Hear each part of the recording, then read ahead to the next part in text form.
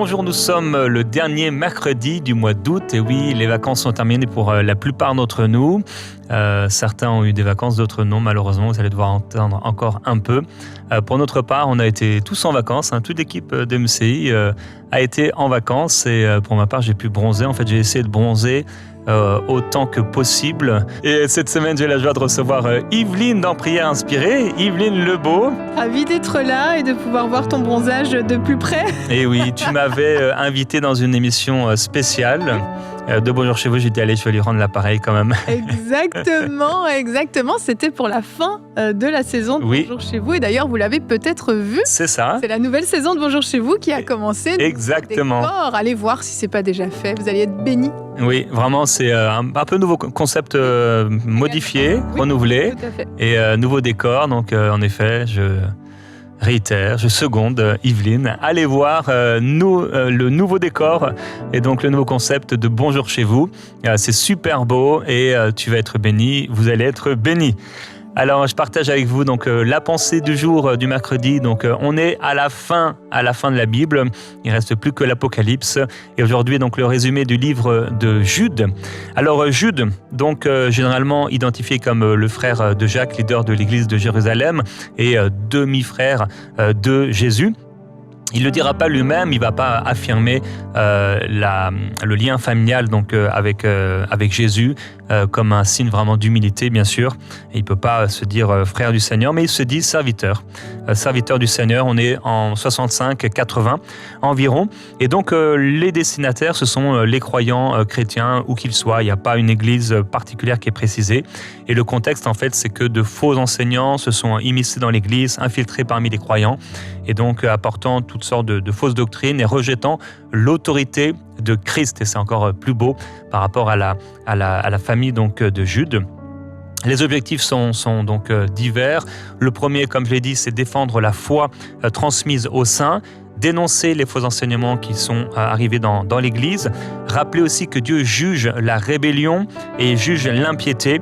Il encourage les croyants à rester dans la vérité, à protéger leur foi et finalement, il va montrer comment le Seigneur aussi peut nous préserver, comment il nous garde spirituellement. Donc au niveau de la structure, c'est un peu la même chose que je viens de partager. 3 versets clés que je partage avec toi. Le verset 3, je me suis senti obligé de vous écrire, parce qu'il y a un seul chapitre, je me suis senti obligé de vous écrire afin de vous exhorter à combattre pour la foi qui a été transmise aux saints une fois pour toutes. Donc cette pression du Saint-Esprit qu'il a ressentie pour écrire, eh bien c'est la pression que tous les auteurs du Nouveau et de l'Ancien Testament ont ressentie. C'était la pression du Saint-Esprit d'écrire de la part du Seigneur, en sachant que toute écriture est inspirée de Dieu et chaque écriture est utile. Le verset 4, car il s'est glissé parmi vous certains hommes et il dira, il change la grâce de Dieu en dissolution. Donc quelque chose d'aussi beau que l'évangile, ils en font un objet de péché, de cupidité, d'idolâtrie, de débauche. Ça, ce sont les fruits des faux ouvriers. Et au verset 22-23, il dit « Reprenez les uns ceux qui contestent, sauvez-en d'autres en les arrachant du feu ». Alors, quelques particularités, je l'ai dit, il n'y a qu'un chapitre, donc c'est l'une des épîtres les plus courtes de la Bible, avec seulement 25 versets. C'est aussi l'une des lettres les plus combatives et sévères du Nouveau Testament contre les faux docteurs.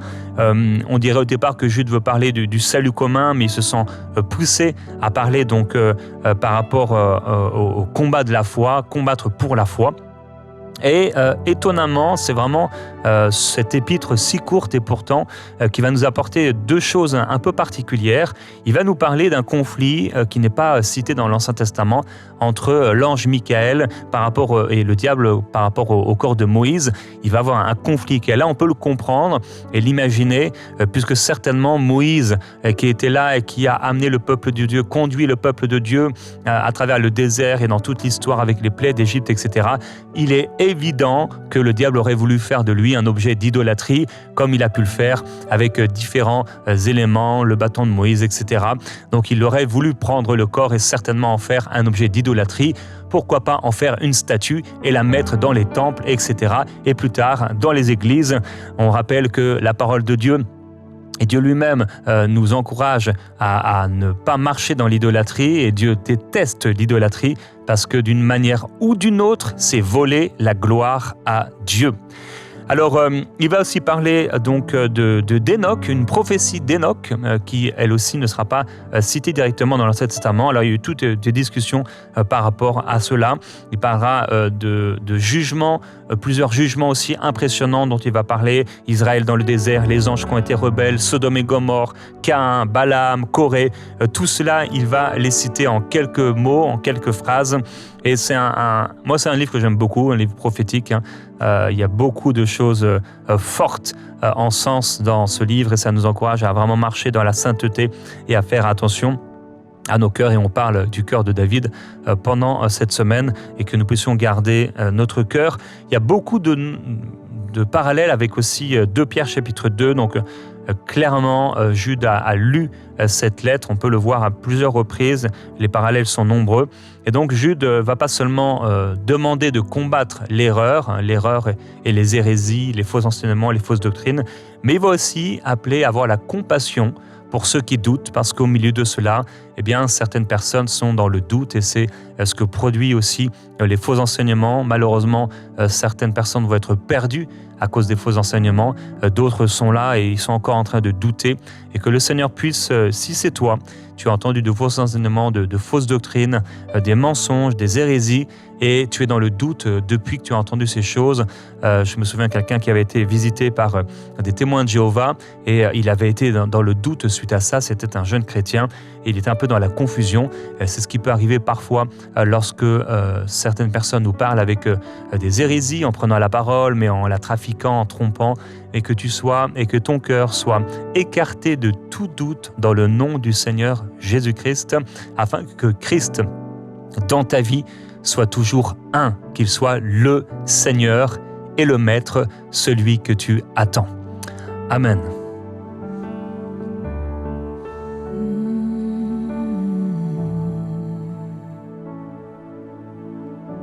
Chaque jour, chaque moment, en ce lieu, en cet instant, je vis pour sa gloire.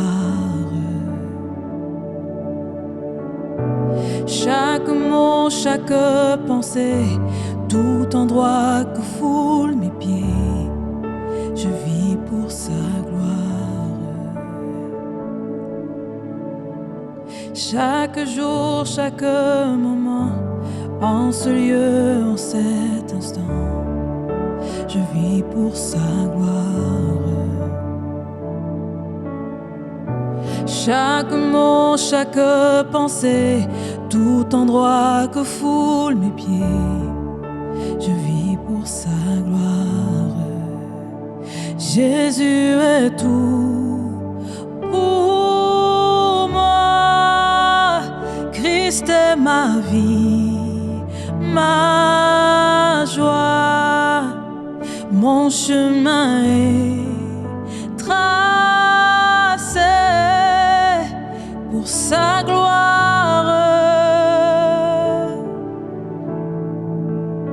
Jésus est tout pour moi, Christ est ma vie, ma joie, mon chemin est tracé pour sa gloire. Non ma volonté, non ma volonté, que ta volonté soit faite, que ta volonté soit faite. Non ma volonté, non ma volonté, que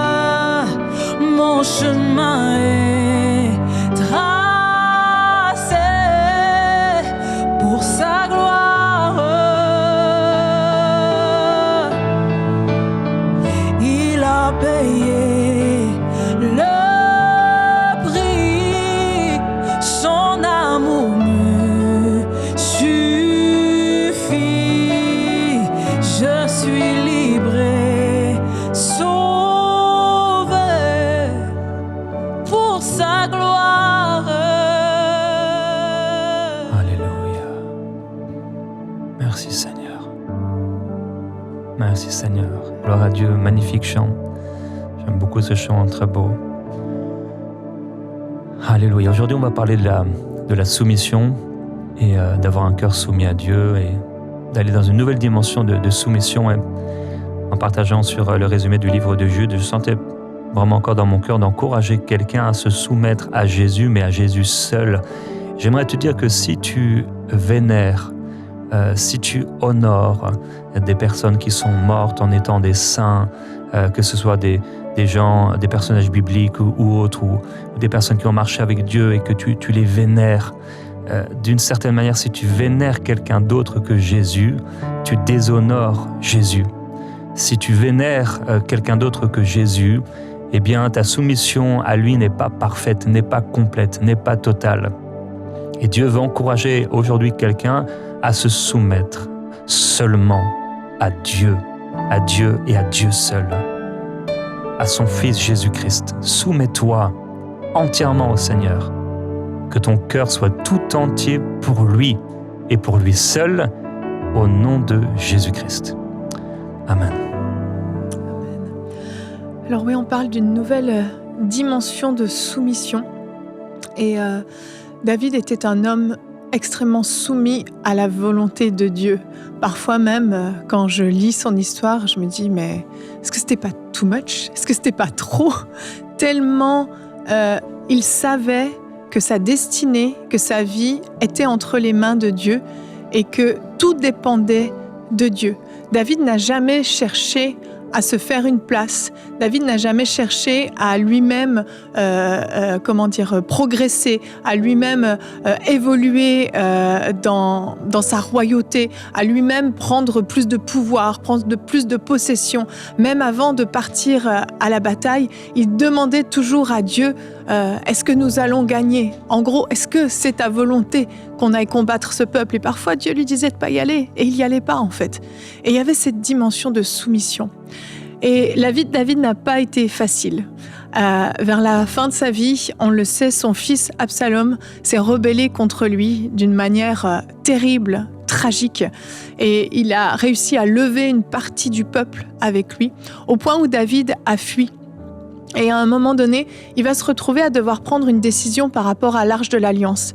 Est-ce qu'il fuit avec l'Arche de l'Alliance? Est-ce qu'il la garde avec lui? Ou est-ce qu'il la laisse dans la ville? Et on peut lire Marie dans 2 Samuel au chapitre 15. Mais le roi dit à Tsadok, « Ramène le coffre de Dieu dans la ville. Si l'Éternel m'est favorable, il me fera revenir et me permettra de revoir le coffre ainsi que le sanctuaire. Si, par contre, il déclare « Je ne prends plus plaisir en toi », eh bien, qu'il me traite comme bon lui semblera. Qu'il me traite comme bon lui semblera. Quelle confiance David avait en Dieu. Il dit « Ramenez le coffre de l'Alliance ». Bien sûr, il a envie de le garder, bien sûr, il aime Dieu, bien sûr, il veut rester avec le coffre de l'Alliance. C'est cher pour lui, ça a plus de valeur que tout. Mais il va préférer qu'on le ramène dans la ville, là où est sa place, dans le sanctuaire, et faire confiance à Dieu, pour que Dieu lui-même le rétablisse. Si c'est ta volonté, Seigneur, qu'Absalom règne désormais, je me retire. Si c'est ta volonté que je continue mon règne, je resterai. Quelle soumission à la volonté de Dieu. David faisait tellement confiance à Dieu pour diriger sa vie qu'il ne prenait pas de décision sans avoir consulté Dieu, sans avoir eu l'assurance qu'il était dans la volonté de Dieu. Et quand j'examine la vie de certaines personnes, je me dis, mais à quel moment est-ce que tu as demandé à Dieu avant de faire ça? Est-ce que tu es sûr que c'est ce que Dieu t'a demandé? Il y a des choses parfois qui sont tellement grosses, tellement tu te dis, mais comment tu as pu te prendre le mur de cette manière-là? C'était évident, il y avait des warnings partout. Est-ce que tu as pris le temps d'aller dans la présence de Dieu et juste de lui demander, Seigneur, est-ce que tu veux que je fasse ça? Parfois, Dieu va dire oui à des choses folles. Je ne dis pas, il ne faut pas se baser juste sur ce que nos yeux voient.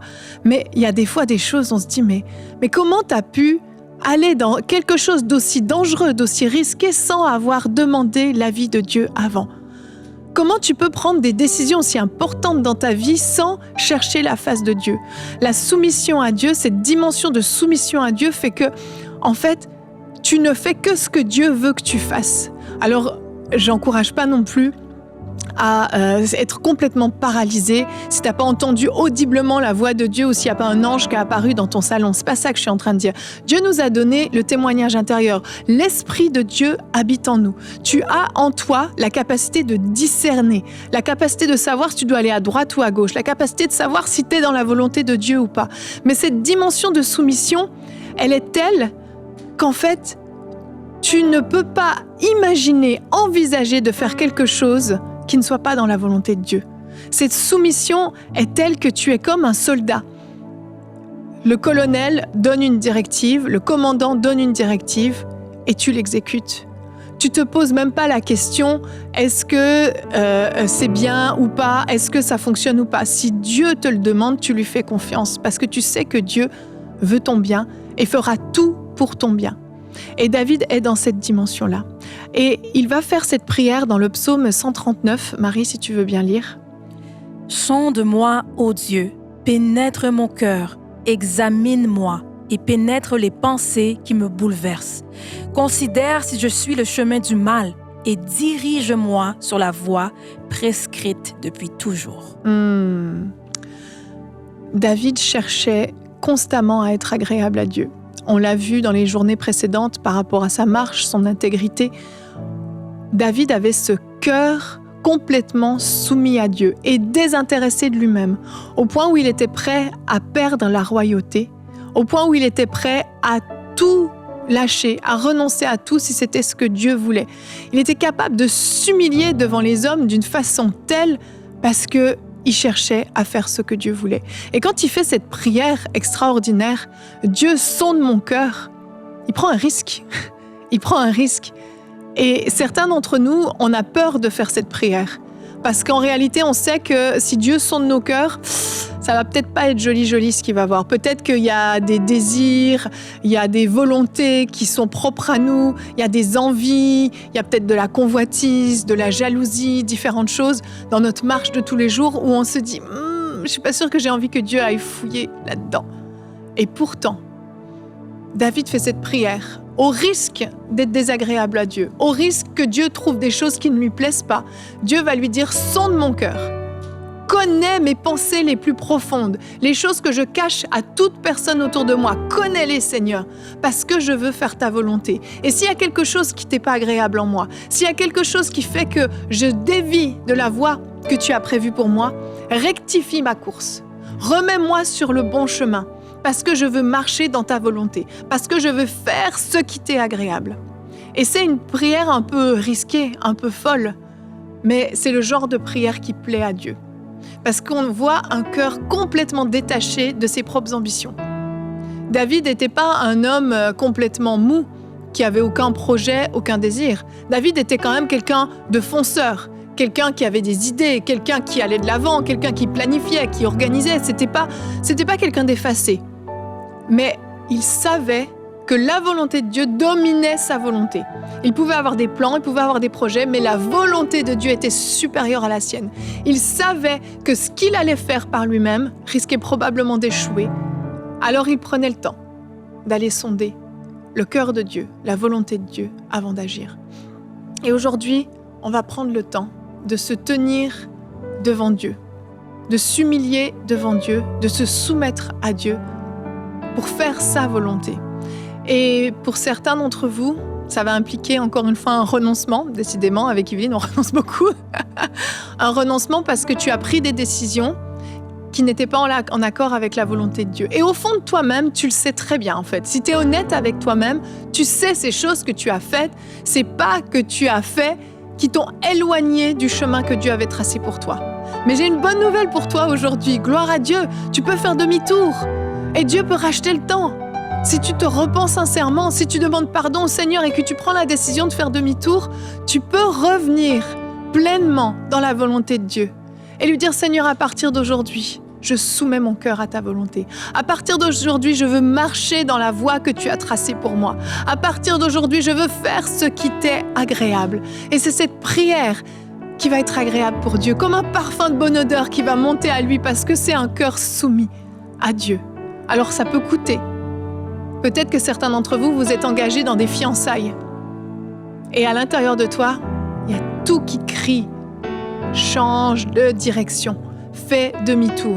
Mais tu as tellement peur du regard des autres, tu as tellement peur de blesser la personne avec qui tu es fiancé que tu continues et tu t'approches de plus en plus de la date du mariage. Tu as fait des rêves, Dieu t'a montré que c'était pas la bonne personne, que tu allais être malheureux, malheureuse, mais tu continues à t'obstiner. Aujourd'hui, aie le courage de faire demi-tour.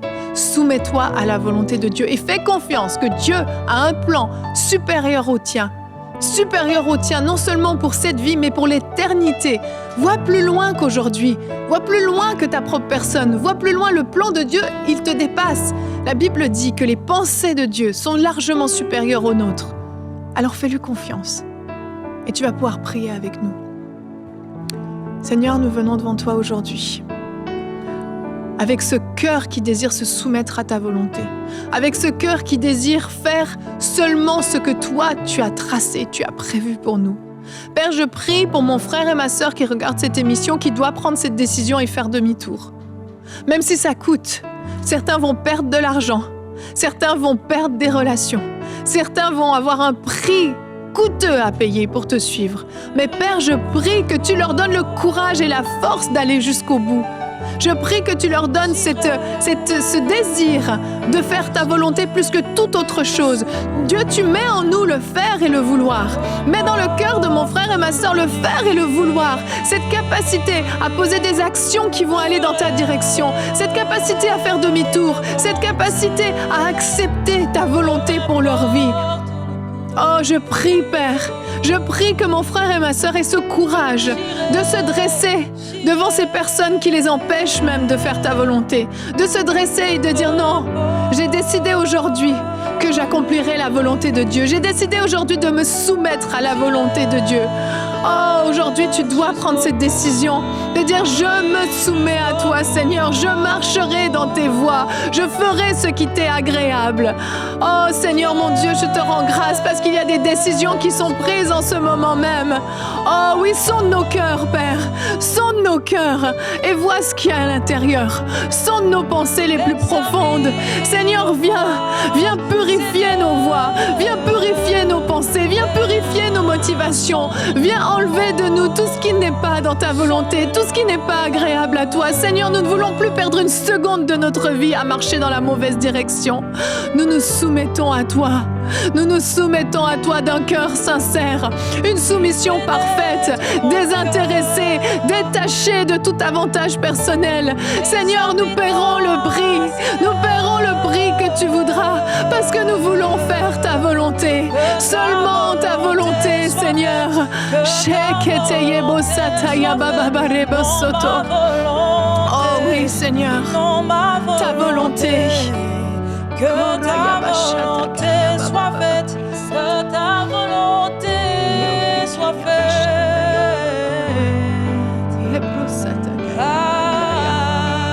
Il y a un couple qui combat contre la soumission de Dieu. En ce moment, vous êtes devant un choix déterminant pour votre vie, devant une grande décision à prendre. Et c'est comme si aucun de vous deux ne veut encourager l'autre parce que chacun de vous a peur devant cette grande décision qui sera déterminante. Mais vous savez dans votre fort intérieur, l'un et l'autre, ce qui est à faire, c'est ce qui est là devant vous.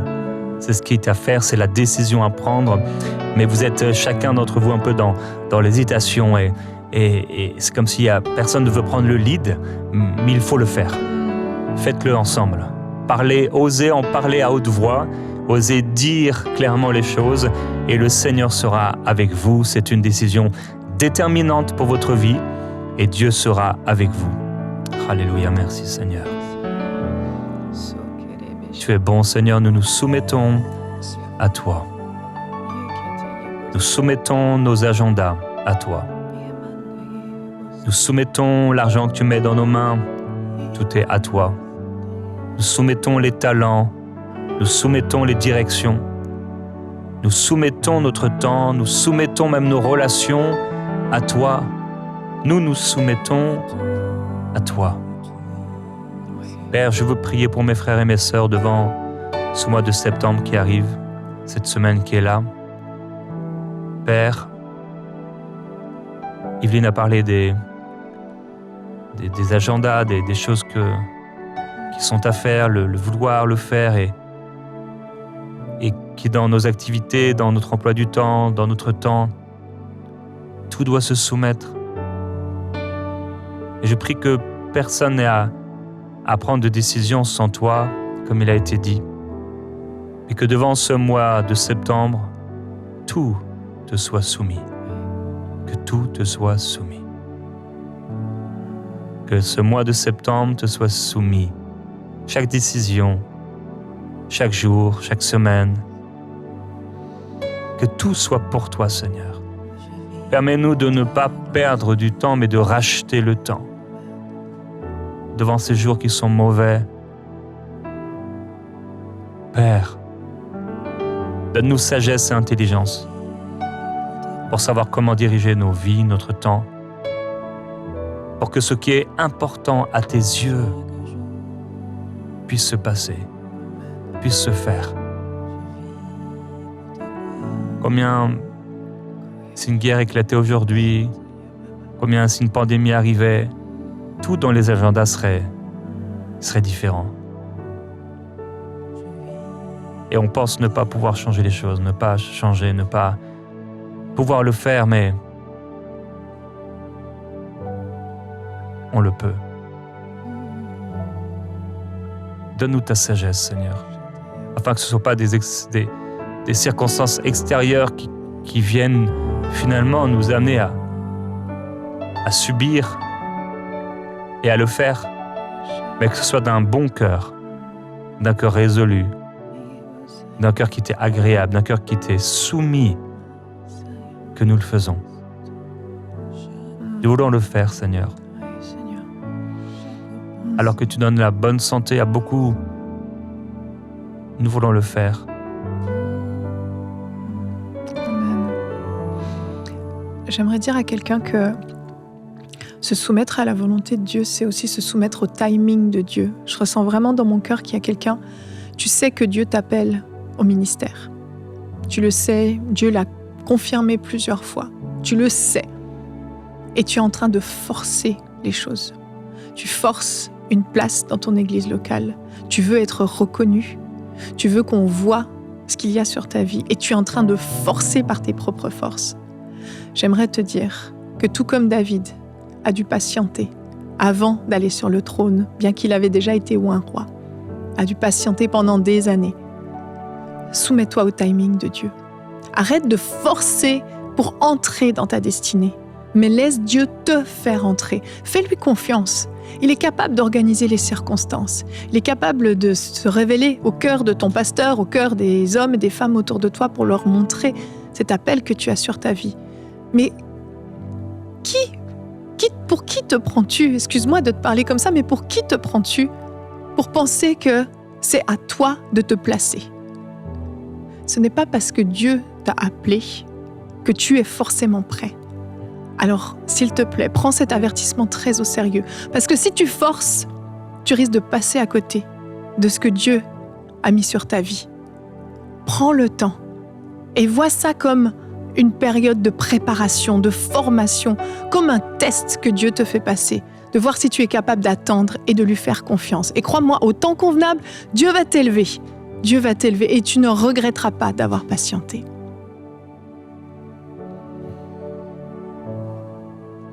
Amen.